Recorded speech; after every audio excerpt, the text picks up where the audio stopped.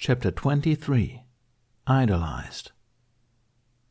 Those unexpected words iced over Hiccup until even the shallow motions of his lungs ceased.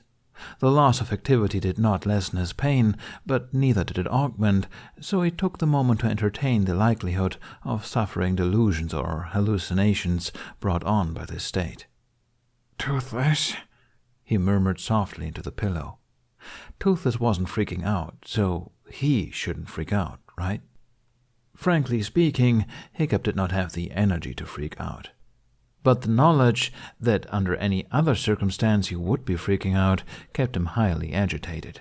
"We're fine," Toothless assured, and Hiccup believed him. Slowly, miserably, Hiccup turned his head back to his left side, where his arm dangled and where the man who put him in such a state lingered in the doorway. Hiccup clamped down on the urge to push off the bed, scramble back, escape in any manner. Not only was he physically incapable of it at the moment, but Toothless's calm reception of the man placated him. For now.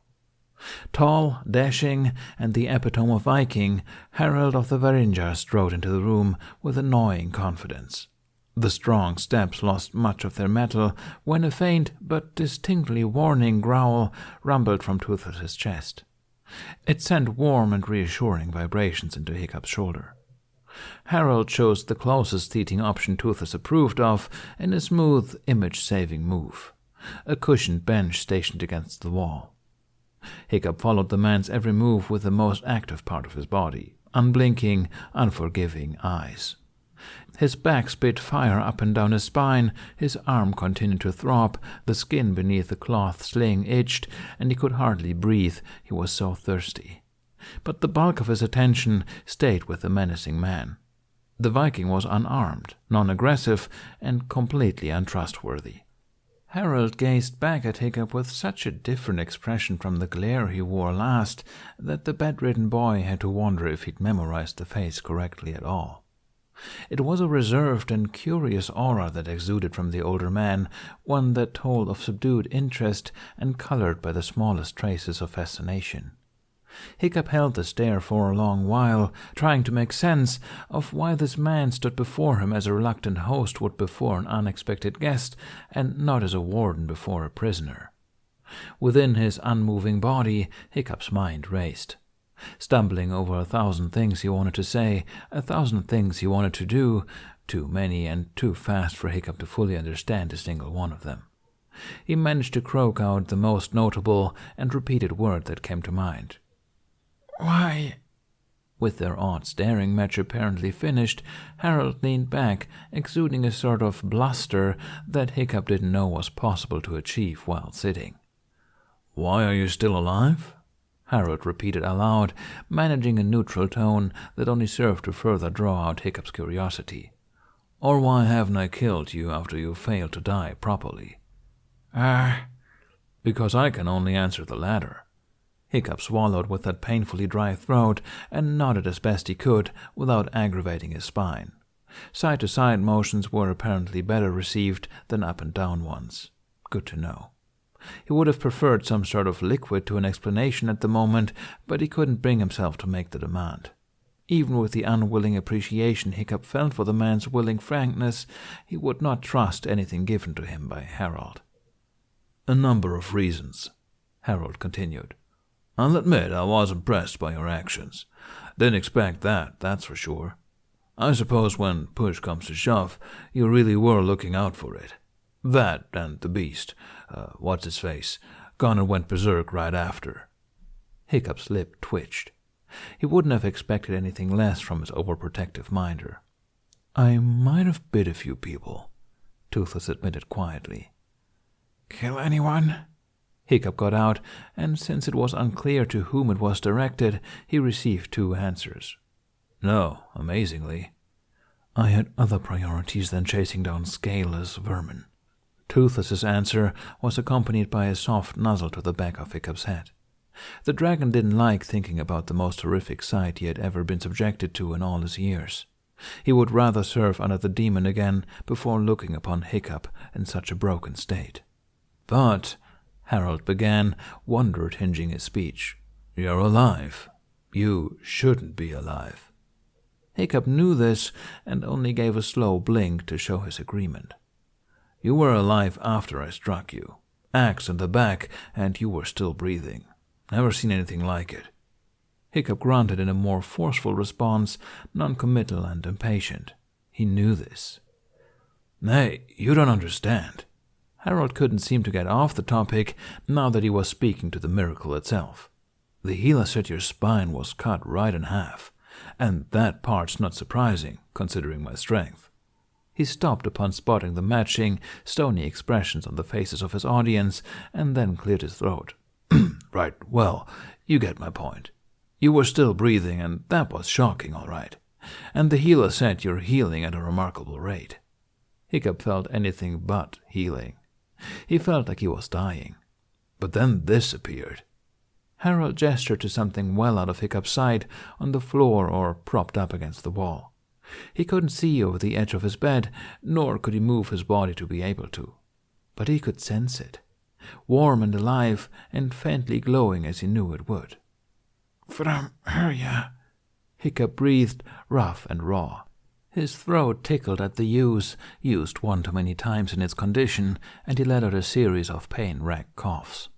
Each involuntary, lobbing tremor of his ribs felt like burning coals scraping along his back, and by the time he got himself under control, he was wincing into the pillow. Hiccup, Toothless moaned, somehow understanding how much the simple action hurt the human. The dragon gently laid its head atop Hiccup's shoulders to help stabilize him without causing more injury. Hold on. Rather than putting effort into responding, Hiccup squinted in the direction where from Hurya rested and absorbed the fact that she was there. Despite how impossibly uncomfortable he was, Hiccup still felt relief at her presence. Gudrid, the gods, it was real. That thing just appeared, Harold repeated, his voice hushed, yet carrying cleanly across the room. In a bolt of lightning. Before we could finish you off or kill your beast, the sky darkened. Lightning struck between us and the both of you, and in its place was that bow. We knew then something wasn't right. He gazed at the weapon as he spoke, awe and fear open in his expression. We tried to pick it up, but it caused us great pain to do so. He gave a wry, unfelt smile and held up a scarred hand.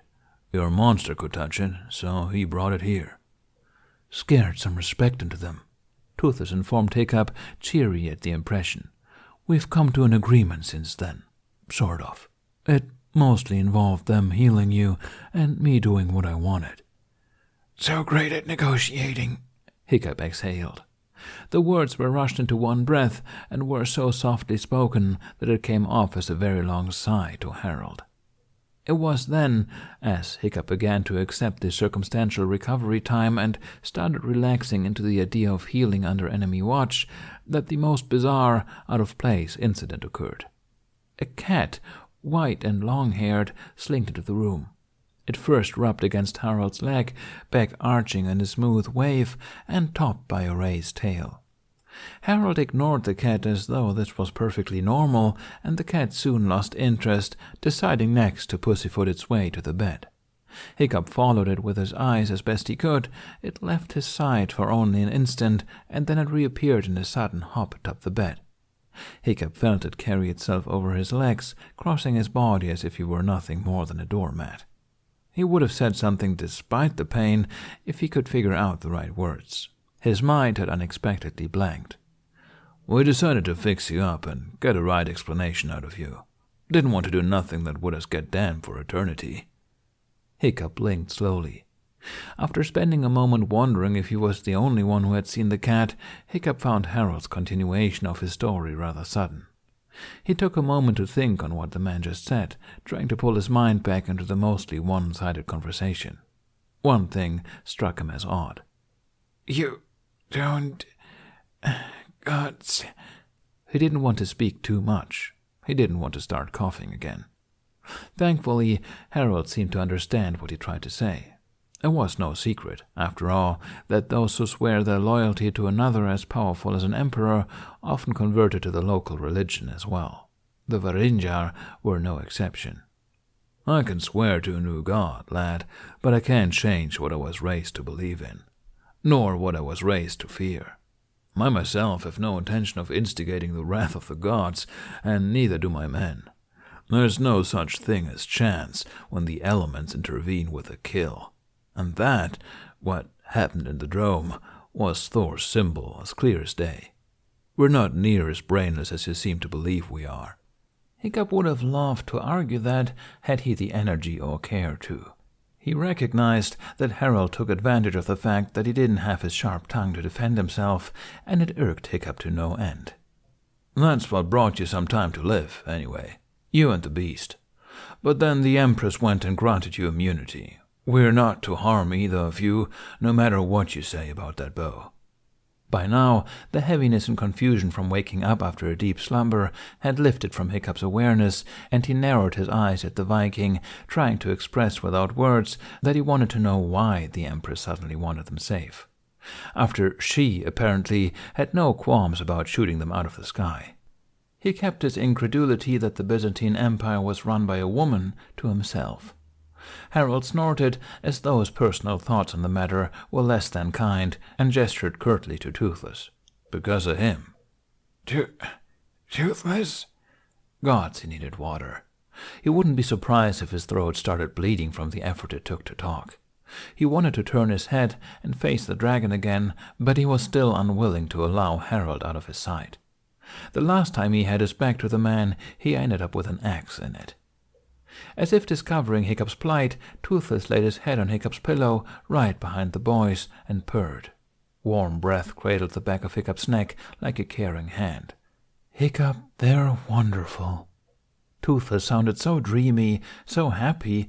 He sounded as a human would sound when preoccupied by wool gathering, and Hiccup's confusion reached an all-time high.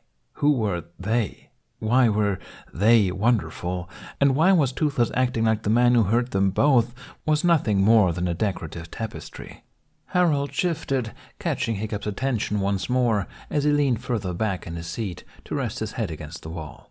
The man went on, speech directed to the ceiling. "It was a political maneuver, and undoubtedly not her idea alone. The people of this land are highly, superstitious when it comes to cats. The damn rodents are everywhere, revered even. Some of my men fall ill when encountered by them, but nothing will be done to remove them. They're in homes and the streets and doing as they please. God forbid you kick one." Harold had a very unpleasant expression on his face, possibly remembering a specific incident that entailed retribution on the kicked cat's behalf. "And oddly enough, they're particularly fond of that giant hairless rat you call a dragon." Some things started to click into place for Hiccup. Not all, but enough that his attention could stray to the thought of cats without its immediate safety taking up brain power. And now that cats were on his mind, his eyes were drawn to areas within his vision that had them.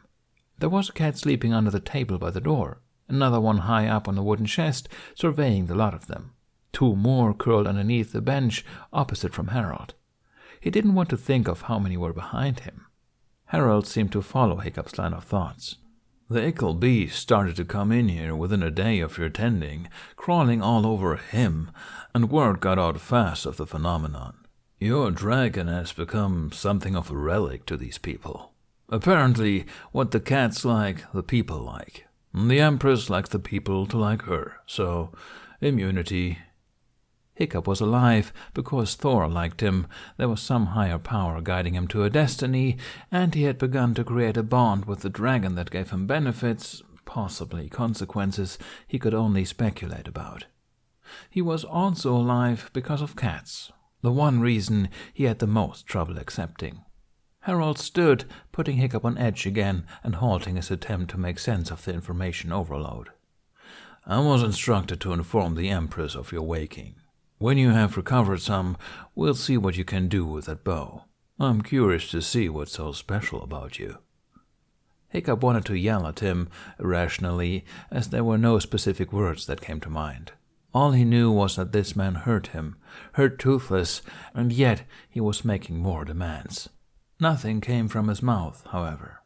He simply glowered at the Viking, who met the stare with a hard look of his own before turning. Harold's body jerked with half a departing step before he paused. He looked back at Hiccup, down on Hiccup, his expression unreadable. "I won't apologize for this," he said quietly, not bothering to gesture as the entire sight before him would fall under this. "I don't apologize for things I'm not sorry for, but I will take responsibility." With his piece said, Harold left with the flourish of his cape and the fading clinks of his armor, and Hiccup with the peaceful opportunity to ponder what he meant. He didn't take it. Instead, Hiccup turned his head to face Toothless, as he had wanted to do countless times. His perturbing distraction was gone, and now the unyielding throb of his injuries bogged back up to his attention. Hiccup grimaced at how immensely uncomfortable he was, and took another moment to breathe some control back into his pain management. Trying to trick his mind into letting go of the mad urge to itch and cradle his arm, or fight down the psychotic need to curl his spine, or attempt to ignore the feeling of wooden splinters sliding down his throat with each dry swallow. Hiccup wrinkled his nose. His long hair, oiled thick with his own saturated scent, matted beneath his face from his repeated head-turning, sodden with dirt and blood. Still, his need for a bath was quite low on his mental priority list. He blinked Toothless back into focus, swallowing a couple more times, feeling like his throat was sticking closed with each attempt. Before Hiccup could see Toothless, however, he saw the cat that climbed over him earlier. It lay nestled between the dragon's forepaws, warm against the dark chest, purring and staring coolly at him. Hiccup squashed down a ludicrous pang of possessiveness. He felt his pillow depressed under a carefully controlled weight moving overhead, and watched Toothless nuzzle the head of a new cat. Though they made for a rather cute sight, Hiccup continued to struggle with understanding how this all worked out. How many? How many were there? Right now, only a dozen or so. They like to lie in the sun. There will be more tonight. Oh, gods. They've been bringing me food, entire fishes. They're warm and beautiful. They use their fur perfectly, completely sensible, unlike you silly humans. And they're respectful. To you, Hiccup wanted to argue. They just walked all over me. He was still too fearful of driving himself into another bout of coughing to say as much. We need to talk, Hiccup instead rasped, not wanting Toothless to forget this. Toothless stretched his neck over the cat lying at his chest and rested his head back on Hiccup's pillow. His large green eyes met Hiccup's in a sad way. You need to get better first. You? I'm healing fine. I'll be walking again soon. Fast? No, I heal at a reasonable rate. You take forever. How long was I out? A few days. They said you may not wake for weeks. They? The healer, 2 women of royalty, and that leader of the Vikings. They are the only ones I allow in here. And the cats, Hiccup added silently. Still, that Harold got so close to them did not sit well with Hiccup. You allow him? He did this to them. He put them through this. Toothless moaned, forlorn, and gave his human's forehead a few gentle licks. Usually disgusted with being licked, this time Hiccup felt an odd comfort from the lingering warmth, and his mind calmed some. There were worse options. He's the leader of the warriors, so intimidating him will work out to our advantage. Toothless settled his head back on the pillow, pinning his human with a stern but tender stare. Listen to me, Hiccup. I don't like him, and I will never forgive him for what he did to you. But he, at least, can be reasoned with. They took my tail fin, and we are not going anywhere for a long time with you in that condition. It will still be dangerous, but we have to stay to heal. Hiccup gave a tired blink and a barely perceivable nod. He just woke up. How was he this exhausted?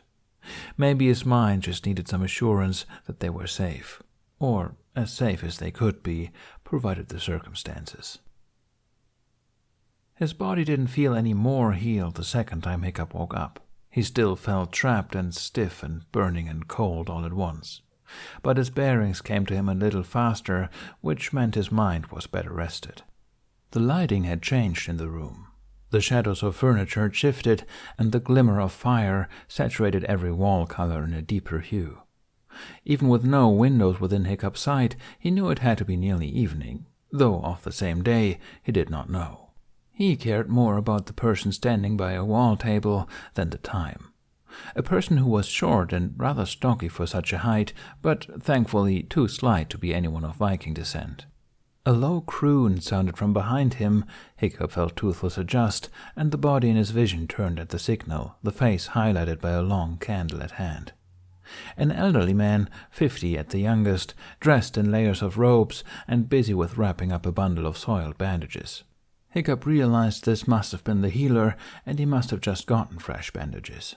The healer first looked at Toothless, questioning the grab for his attention, and then dropped his gaze to Hiccup, where, upon finding the boy alert and watching him, smiled.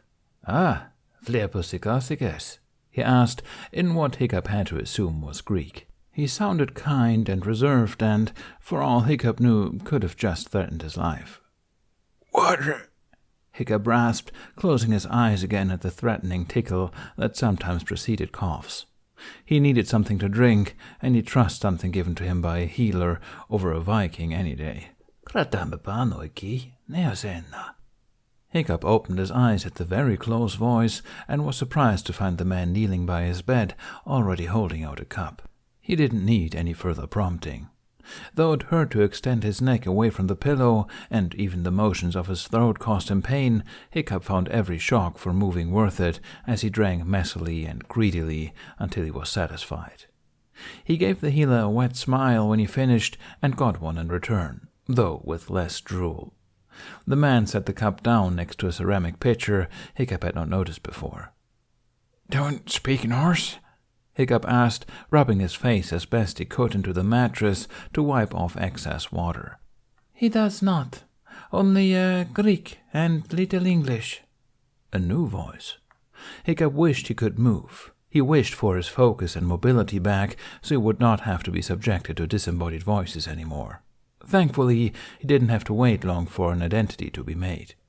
"I, however, do speak the Norse." A woman stepped from the void of hallway shadows, bayed just beyond the entryway, dressed in layered, embellished robes of purples, blues, and golds. A headdress of rolled cloth consumed her hair, exposing a thin, smooth neck. Jewelry that would surely sink her faster than a statue thrown to Aegir covered her neck like armor. She was beautiful, the most beautiful woman Hiccup had ever seen. "That's the Empress," Toothless needlessly informed him. Hiccup could hear overlaying purrs going on behind him, and chose not to speculate on how many cats were on the bed with him. He couldn't seem to share his attention with anything else but the Empress. "Hi," Hiccup greeted with an unanticipated sensation of stupidity tagging along with the word. It must be something about women. He could shout at Vikings and taunt thugs, but a woman, any kind of woman, made his head feel cottony. And the more attractive they were, the more foolish he felt. His own rank, scent, speculated appearance, and guttural voice all came to his attention at once, and Hiccup actually found it difficult to continue to meet her eyes. It felt like ages since he experienced this sort of self-consciousness. He didn't like it. "Hello," the Empress returned kindly. She gave a courteous nod to Toothless and returned her focus to the bandaged boy. "My name is Zoe. I am Empress of Byzantium. This is Yason, my own healer I have put on you. I have many apologies for what happened to you, and it will be made right. You are now guest of my kingdom." She spoke well for someone who obviously learned Norse later in life. Hiccup certainly would not fault her for the miswording. He was grateful for the communication bridge. "My name is Hiccup," he returned with as much control over his speech as possible. "He is Toothless." He made an unconscious gesture with his left arm. He only managed to move his shoulder up, causing the appendage to swing slightly, before a sharp pain and a harsh wince told of his mistake. The healer, Yazon, bustled forward, clicking his tongue at Hiccup for the foolish move. "Hello, Your Grace," Toothless said in a startling imitation of a human greeting. Hiccup had a hard time telling if he was genuine or sarcastic. Either way, he had a feeling the dragon bowed his head in a partner gesture. "Ah, Toothless." The Empress spoke, her smile widening as she appeared charmed by both the dragon and his name. "A name at last." Hiccup knew she was older than she appeared. Something in her voice, smooth as it was, told him so, and the lines of her face lingered just long enough after each expression to the years. And though recovered, he would bet his useless left arm that grey colored her hair. Still, something also told him that she aged extraordinarily well, and any year he guessed for her would be far off its mark. Hiccup's shameless admiration of the Empress, which went unnoticed due to her admiration of Toothless, was rudely cut short by a sharp movement of his elbow by the healer. He couldn't contain the aggrieved snarl at the man, who appeared oblivious to Hiccup's start as he fiddled with the broken appendage. "You speak English, yes?" Hiccup asked, staring hard at the healer. The man recoiled, startled at being addressed by his patient in terms he understood. Little, yes. Don't do that again." Yazon looked, first bewildered at the commanding tone, then chagrined as the meaning came to him. He muttered something unkind in his native tongue and stood, moving down the bed to Hiccup's lower half. "You are feeling much better, I take it?" Toothless asked, pleased at the greatly missed ferocity behind Hiccup's words. Hiccup hummed. Not really, but... Something had sharply pinched his calf through the sheets, and Hiccup glanced down to see the healer gazing back at him, completely unapologetic. "What did I just tell you?" "Brat," Yazon returned. It could have been one of 10 words he knew in English, but he seemed confident in its application. The Empress's laughter stole Hiccup's attention before he lay into the man with renewed energy. She seemed to relax more with each passing moment spent in the room. "Yazon is quite good at his arts, I promise you," she told her guest. She then spoke some words to Yazon in Greek. The man responded in kind, and, after their brief conversation that involved much submissive nodding on his part, gathered up his medical supplies to leave. He cast Hiccup a flat, warning stare just before he exited, and the message was clearly received.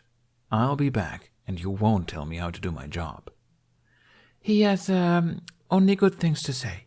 You heal as never seen before. You could have ability to move the back in 1 more week.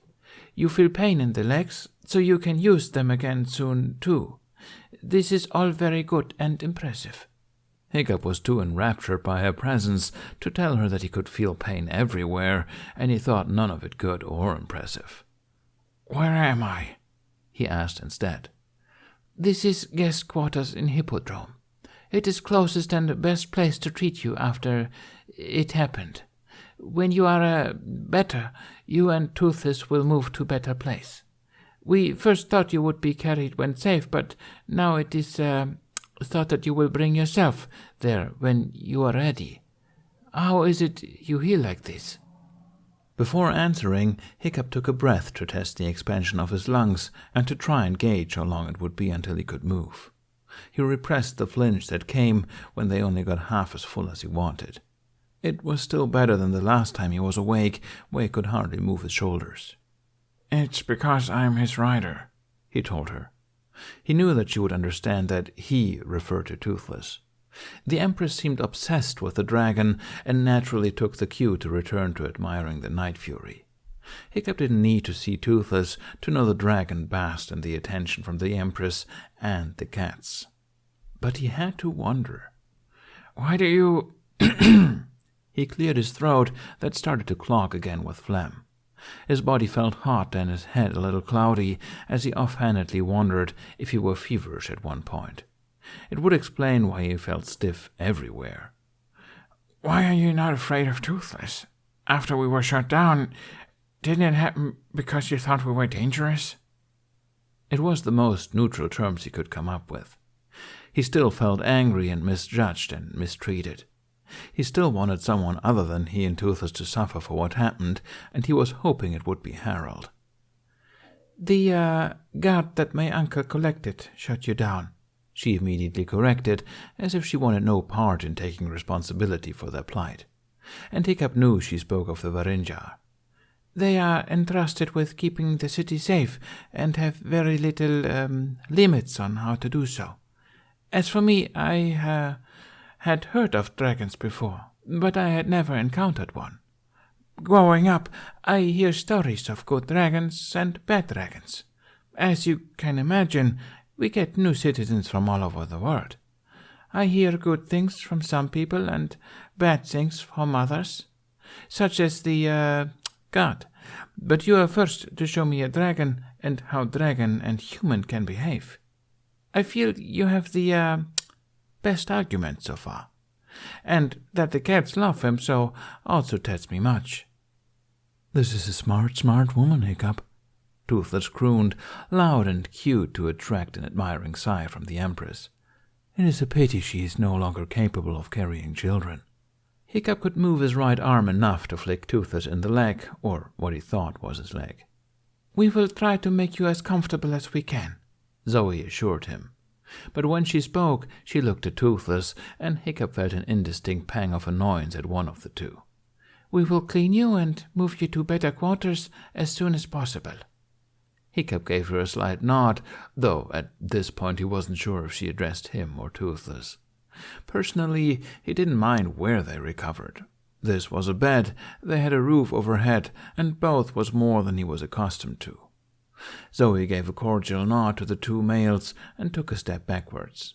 I will leave you to your rest now. Yazon will return later. As she started to leave, Hiccup realized a growing ache for more water and began to regret the absence of Yazon. He didn't mind slurping from a cup provided by a healer, but he wasn't about to ask the Empress to serve him. Oh gods, and he sort of had to pee. How was he going to manage this? He had been so independent, always so independent. Even when he couldn't take care of himself well back on Berk, he had, at least, done it. The high of surviving, and being allowed to further survive, began to lose its luster as its drawbacks came to light. Hiccup was unwilling to be catered to and manhandled like a cripple. Already he prepared himself to undergo extraordinary amounts of pain just to be able to relieve himself unaided. Even if it extended the length of time it would take to heal, he would at least do it with his pride intact. Hiccup must have been silent for too long, because Toothless began to lightly nose his head. We'll be fine. Hiccup turned to face him, feeling the pain and the resistance from his back, already sick of being so disabled. Already sick of being on his stomach. I know, but this is going to take forever. Hiccup couldn't avoid it anymore. And what the hell were you thinking? What? You know what? Hiccup winced and made a mental note that raising his voice somehow hurt his back and to never do it again. You know what? He repeated with more restraint. You spoke to Gudrid. You offered to cut his life in half for Hiccup. Hiccup could feel himself getting upset all over again as he recalled the shock and distress when first notified of this proposal. Neither had lessened much since. Toothless nudged Hiccup's forehead, not seeming to mind the smell of his hair as Hiccup had. Calm down. It's okay. No, it's not. Hush. Yes, it is. Gudrid explained the bond and the gift to me, and I wanted this bond. I wanted to make it work so badly that it started making possibilities in my mind that never existed before. I had the power's permission to make such an arrangement. Why? Hiccup asked, staring imploringly at Toothless with the one eye that wasn't mashed into the pillow. Why would you do such a thing? They could have foregone the bond altogether. They could speak to each other. They could spend at least a part of their lives together. Wasn't that enough? Somehow Hiccup knew it wasn't. Not for either of them. Not at this point. I told you before that I would not survive long without you. If anything, you'd be giving me more life by accepting. Hiccup could understand what Toothless was saying, but it did nothing to mollify him. Because you bonded with the human. He'd lose much of his life because he bonded with the human. This is what I want. It's what I need. I'd say the bigger choice is on you. Toothless turned the conversation. Do you realize what it would mean if you aged slower than other humans? I don't want to marry, Hiccup reminded him, sounding rather grumpy. He didn't care for humans. His life began with Toothless, and it would end with Toothless. Already, Hiccup knew this wasn't an argument he was going to win. He felt like the damage was already done. The choices he made, the actions he'd taken, they had all led to cutting down his life of this Night Fury. The only question left was, by how much? He'd feel selfish accepting the bond, and yet, by Toothless's argument, it would be selfish not to. You don't have to decide now. This is something you really need to think about. I have thought about it, and I made my choice. And it's the choice best for me. You need to do the same. Hiccup remained silent, not quite petulant, but still with an air of grouse defeat. He could hear a cat mewling somewhere around Toothless's tail, but the shadows within the room had grown too large for him to see. And as the shadows grew, so did his exhaustion. He hated that too, the complete lack of energy. Why could he only stay awake for one conversation at a time? Your verdure is rather attractive by human standards. I can understand that scent you emit better now. Hiccup bit his lip. I want to hit you. The knowledge that he physically couldn't hit Toothless upset him further. He hated this. Toothless responded with a lick to the face and blowing out a candle overhead with a flameless breath. Go to sleep, Sourpuss. Don't know what that means. The darkness pulled on his unrealized need for more rest before he could fully hear Toothless's response. He sincerely hoped it didn't involve cats providing the dragon with insults. The weeks that passed were some of the longest, most hated weeks in Hiccup's young life. Nurses waited upon them constantly, and Yazon was a regular in their room. It was only through the keen attention to his wounds that Hiccup didn't fall into sepsis or fever. His bandages were cleaned regularly, and he received some embarrassing sponge baths from his minders, not including the tongue bath from Toothless or, even rarer, tongue bath from cats, which Hiccup had a sneaking suspicion Toothless was behind. They received sporadic visits from Zoe, only once accompanied by her sister Theodora, who hardly spoke at all, and a single extra visit from Harold, who simply came to check up on their progress. Hiccup knew, with complete certainty, that Harold wanted to see the bow in action. Harold would be disappointed for quite some time. As Hiccup healed, he grew weaker. The lack of movement made him feel tired and sluggish and cranky, and there were days when he thought maybe death would have been kinder. He was used to being on the move, always traveling, seeing, learning, experiencing. This was hell for him. He had only books to ease his mind. Dozens of texts brought to him, some in Norse, but most in English and French. Hiccup wanted to perfect his weaker languages. Nearly 2 weeks into his recovery, and Hiccup was finally able to sit up on his own. His back was hunched forward, he didn't have the mobility or strength he once did to sit up straight, and his arms needed to support his weight more than his spine could, but it was cause for celebration on his end. He spent almost every waking hour from that point forward sitting up, doing therapeutic exercises to loosen his spine again. His stomach rest had come to an end, and his back was able to take more and more pressure in the passing days. Occasionally the wound would start to bleed again, especially if he moved too fast or did something that would rub it harshly, but it was hardly cause for worry. His arm lost its bandages by that point, the skin beneath pale, chafed, and sallow against thinned muscles. Hiccup's amazement at healing a break in such a short time only fed a growing optimistic spirit. As long as there was progress, he would smile. It was also when Toothless had to put his tail down, so to speak, and demand that Hiccup take up shaving again. His sly human had managed to cover the entire lower half of his face with the red-brown fur, brighter than the hair on his head and closer to matching the patches above his eyes. Hiccup pouted, naturally, but seemed to enjoy doing an old activity that was once lost to him, so he put up less of a fight than Toothless anticipated. The easy victory gave Toothless hope that shortening the mane would be next. The dragon moved around well. He sometimes left the room to explore the city while Hiccup slept, but only in the dead of night, when none but the cats could spot him. He He always returned with an apology and guilt, fearful that he left Hiccup vulnerable to any angry Varinjar. He never strayed too far from the building. Hiccup, on the other hand, encouraged the outings. He felt restless enough in his confinement and would never begrudge his friend for escaping when possible, jealousy aside. He wasn't worried about Toothless's safety. The Empress and the people and the cats were so enamored with him that no Viking who liked pay would dare raise a weapon to the dragon. And Toothless would probably get away with whatever retribution he bestowed upon his aggressor. Toothless's reception in Miklagard was so positive and so unexpected that, even weeks later, Hiccup still had a hard time coming to terms with the marvel. He owed much of their survival to this unlikely occurrence, and still, accepting Toothless, the cat deity, was a hard palate to swallow, even as he witnessed it time and time again. When Toothless left, the cats left, or most of them. Some would stay for the warm imprint on the bed, soaking up the heat and scent. Hiccup would watch the daily mother duck and ducklings procession and shake his head. The ones that stayed would do nothing more than stare at him.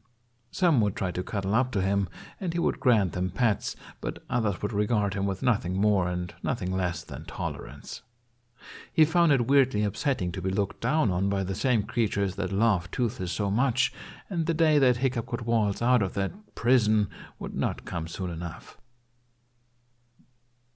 Gods, this is so stupid, Hiccup griped, plopping down on a bench with a hiss. A month passed since the axe, since Gudrid, and since he received from Herja. Hiccup now spent his days relearning how to walk.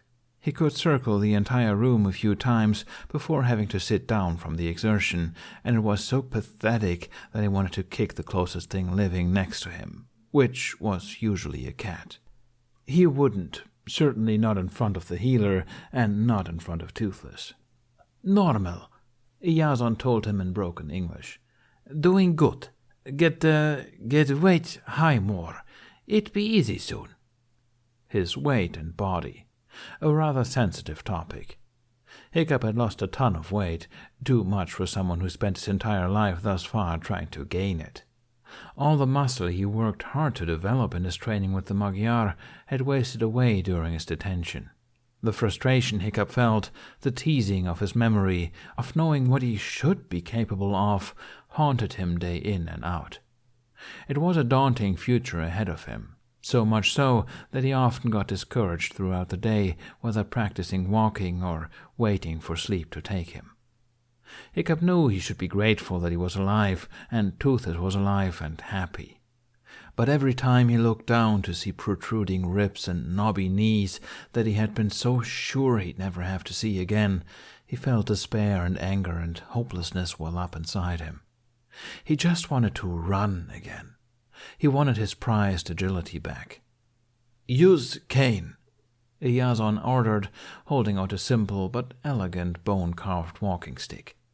Hiccup waved him off without even looking at it, having refused it several times already. He didn't need a cane. He wasn't 50. "I don't need a cane.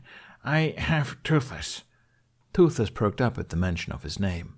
He appeared in a flash for every time Hiccup stumbled or fell, which was amazing considering the blanket of cats resting against his hide.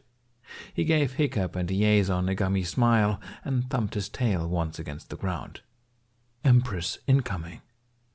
Being the only one who could understand Toothless, Hiccup looked to the doorway in time to see Zoe enter the room. Yazon only turned when he saw Hiccup dip his head in a respectful greeting. "And how are the guests of honor?"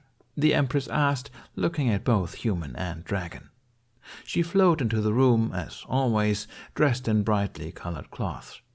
She came within several feet of Toothless and smiled at the scene of the dragon enshrouded by his feline disciples.